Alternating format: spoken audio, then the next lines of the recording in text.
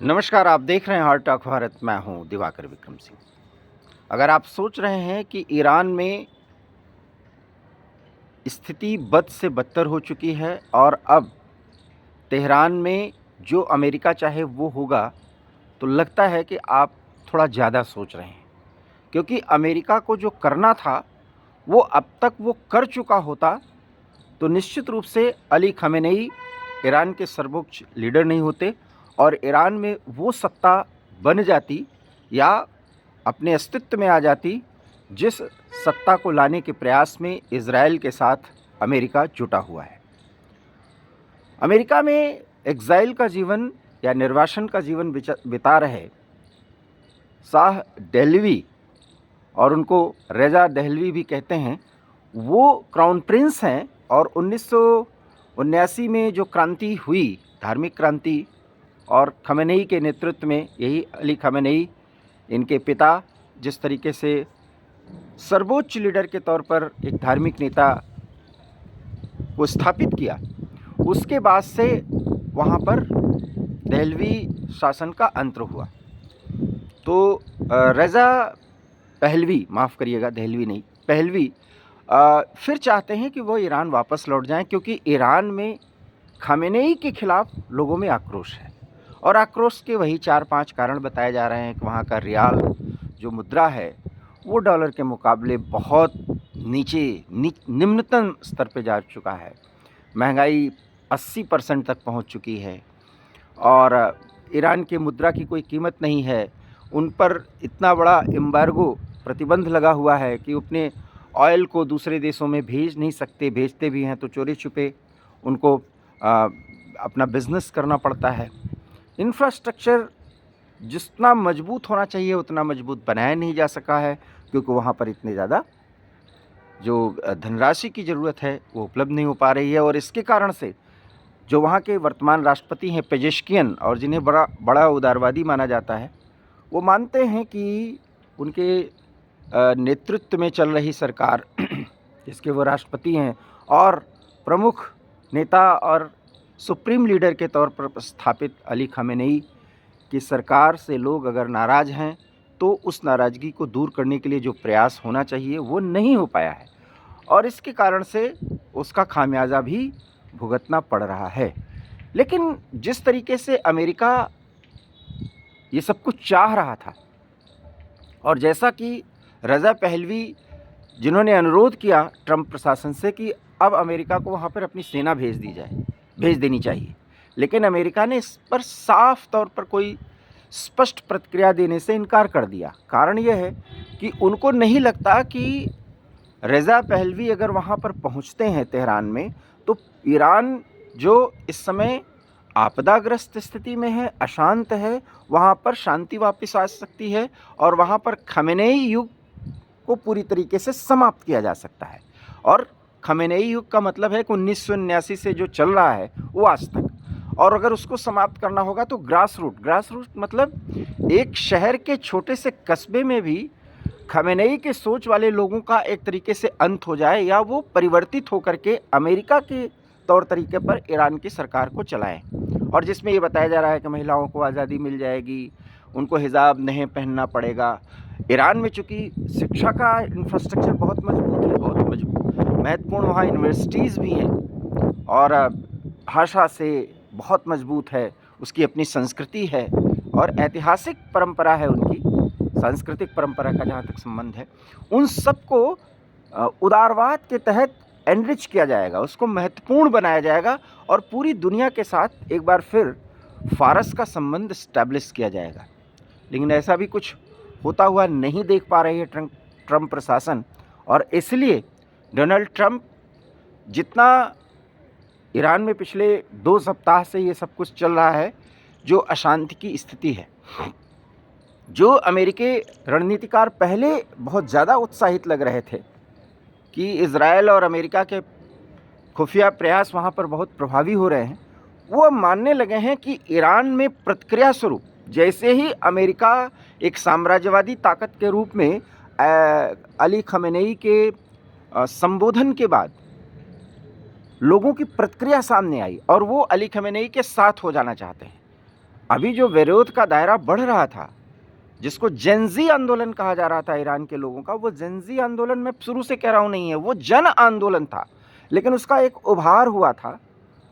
अब उस पर विराम लग रहा है पिछले 2 दिनों से, अर्थात 48 घंटे से, क्योंकि खमेनेई ने जब संबोधित किया तो उन्होंने अमेरिका को चेतावनी दी। हालांकि उनके अमेरिका को चेतावनी देने का कोई मतलब नहीं है, क्योंकि ऐसे वो दुश्मन को बर्बाद करने की बहुत सारी बातें इजराइल और ईरान युद्ध के दौर भी किए थे, वो ऐसा कुछ नहीं कर पाएंगे। लेकिन हाँ, उन्होंने अपने लोगों को एकजुट ज़रूर कर लिया है और उनके लोग अब एक्टिवेट हो गए हैं। जो 26 प्रांत, 31 प्रांत में 26 प्रांत ईरान के अशांत चल रहे थे, वहाँ पर आंदोलनकारियों के पैरेलल एक खमेनेई समर्थक ग्रुप खड़ा हो गया है। और इसके खड़ा होने के कारण अमेरिका की जो रणनीति थी वो अब सफल लगभग पूरी तरीके से नहीं होती नज़र आ रही। ऐसा नहीं है कि खमेनेई पर से पूरा जो उनके हटाए जाने का या तेहरान छोड़ करके रूस के शरण में जाने का एक ऑप्शन था वो ख़त्म हो गया है, ऐसा नहीं है। अभी भी वो स्थितियां बन सकती हैं, लेकिन खमेनेई के निर्देशन और उनके संबोधन के बाद बहुत कुछ डैमेज कंट्रोल कर पाई है ईरान की सरकार। और अगर ऐसा हुआ तो फिर अमेरिका के मंसूबों पर पानी फिरता नज़र आएगा। अब सवाल है कि भारत से इसका क्या कनेक्शन है। तो ईरान में कोई सरकार गिरे या दूसरी सरकार आए, उसके साथ भारत के संबंध रहेंगे, क्योंकि भारत का ऐतिहासिक सांस्कृतिक संबंध है और साथ ही साथ हम ईरान से खनिज तेल भी लेते हैं। हालांकि उस पर बहुत ज़्यादा उस पर रोक लगी है, एक बंदरगाह को लेकर के हम दोनों बहुत नज़दीक हैं, हालांकि उसमें बहुत देरी हो चुकी है। तो इस संबंध को और आगे हम अफ़गानिस्तान, ईरान और भारत के बीच में जो व्यापार का एक दायरा है उसको बढ़ा सकते हैं। इसके लिए अफ़गानिस्तान भी तैयार है, ईरान भी तैयार है। तो हमारे रिलेशन, अगर कोई अनरेस्ट या वहाँ पर इंस्टेबिलिटी आती है और स्थिरता आती है तो भारत के लिए बहुत उचित नहीं है। लेकिन ईरान अपने ही कुछ गलतियों के कारण, खास करके जो प्रॉक्सीज़ को उन्होंने खड़ा किया वेस्टर्न एशिया में, मतलब इज़राइल के ख़िलाफ़, जैसे उन्होंने गज़ा में फ़िलिस्तीन आंदोलन के नाम पर उन्होंने एक आतंकवादी गुट खड़ा कर दिया, और उसके बाद यमन में उन्होंने एक आतंकी गुट हिज़्बुल्लाह को खड़ा कर दिया।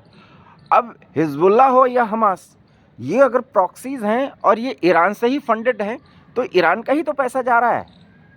और भी कुछ कतर भी करता है, ऐसा बताया जाता है। हर एक इस्लामिक देश चोरी पे करते हैं, कुछ बहुत खुले तौर पर कर रहे हैं, जिसमें ईरान जिसको लीड कर रहा है। ईरान शिया बहुल देश है और उसके बाद वो प्रॉक्सीज़ में भी जुटा हुआ, तो उससे भी उसकी आर्थिक स्थिति खराब हुई। इन सब से कैसे अपने को दूर करना है और कैसे ईरान के लोगों को एक साथ लेकर के आगे बढ़ना है, ये अली खामेनेई के नेतृत्व अब तय करेगा। लगता यही है कि बहुत बड़े आंदोलन को कंट्रोल करने की स्थिति में ईरान की सरकार बढ़ रही है, और ये डोनाल्ड ट्रंप के लिए फ्रस्ट्रेशन का विषय हो सकता है, क्योंकि उनको लगता था कि वहाँ पर सरकार गिरा दी जाएगी। ये फ्रस्ट्रेशन क्यों मैं कह रहा हूँ, इसलिए क्योंकि डोनाल्ड ट्रंप ने बयान दे दिया है कि रज़ा पहलवी ही ऑप्शनल सरकार को चला सकते हैं अगर खामेनेई भाग जाते हैं या मारे जाते हैं। क्योंकि डोनाल्ड ट्रंप ने धमकी भी दी है कि एक रात भी अगर हम चाह लेंगे तो वहाँ पर खामेनेई ज़िंदा नहीं रह पाएंगे। हालांकि ये सब गीदड़ भपकियाँ, इनका कोई हकीकत से वास्ता नाता नहीं है। ईरान को बड़ा डैमेज कर सकता है अमेरिका, क्योंकि इजराइल भी उसका सहयोगी है, और इजराइल और ईरान और अमेरिका तीनों हमारे सहयोगी, मित्र, रणनीतिक सहयोगी सब कुछ है। लेकिन अगर हम निरपेक्ष होकर के मूल्यांकन करें तो एक रात में वेनेजुएला वाली स्थिति ईरान की नहीं है। ईरान कुछ रेजिस्ट करेगा, हाँ इतना ज़रूर है कि अगर अमेरिका अपने पर आ ही जाएगा तो ईरान को भारी तबाही का सामना करना पड़ेगा। उस तबाही को रोकने के लिए अगर चीन, तो जब मैं ज़्यादा नहीं बोलता, लेकिन हाँ अगर रूस मुखर होकर के सामने आ जाएगा तो अमेरिका के सामने ज़्यादा मुश्किलें आएंगी। क्योंकि वेनेजुएला के मामला और है, वेनेजुएला में रूस और चीन अमेरिका को ज़्यादा मुश्किल में नहीं डाल सकते, लेकिन एशिया के किसी भी भाग में अब अगर डोनाल्ड ट्रंप अपनी वैसी ही दादागिरी चलाने की कोशिश करेंगे तो चीन और रूस और अब तो भारत भी और कुछ और देश जो मैं पहले वीडियो में बता चुका हूँ, मिल करके अमेरिका को उसकी मनमानी नहीं करने देंगे।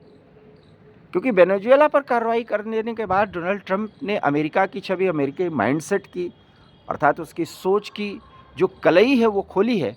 इसके बाद से डोनाल्ड ट्रंप के पास नैतिकता का, दम भरने का अब कोई उनके पास नैतिक कारण छोटा नहीं है। उसका वो दम नहीं भर सकते कि वो उस अमेरिकी समाज का नेतृत्व करते हैं जो सबको साथ लेकर के चलना चाहता है, लोकतंत्र को विकसित और प्रफुल्लित होता हुआ देखना चाहता है। ये सब वो नहीं कह सकते। और इसी कारण से 8 युद्ध को रुकवाने की बात तो अब तक ट्रंप जोर तोड़ से कहते थे और बहुत दावे के साथ वो बोला करते थे। अब वो बोल पाने की स्थिति में नहीं, और अगर वो बोलेंगे तो इसका मतलब और मायने भी समझ लिया जाएगा कि उसमें कितनी सच्चाई है और उसमें कितना वज़न है। कुल मिलाकर के ऐसा लगता है कि ईरान में खमेनेई के नेतृत्व में प्रतिक्रियावाद के विरोध में खमेनेई के समर्थक सड़कों पर उतर रहे हैं और अराजकता की स्थिति देखने में लग रही है पूरी दुनिया को। लेकिन ईरान में 2 पक्ष लड़ रहे हैं और बहुत जल्दी खमेनेई उस पर प्रभावी हो जाएंगे, अर्थात उस पूरे अनरेस्ट की स्थिति को कंट्रोल करवा ले जाएंगे और ये अमेरिका के सामने बड़ी हार की तरह होगी। आपको हमारा वीडियो कैसा लगा प्लीज़ इसे लाइक कीजिए, शेयर कीजिए। हमारे चैनल हार्ट टॉक भारत को अगर अभी तक आपने सब्सक्राइब नहीं किया तो इसे सब्सक्राइब कर लीजिए। बहुत बहुत धन्यवाद। नमस्कार।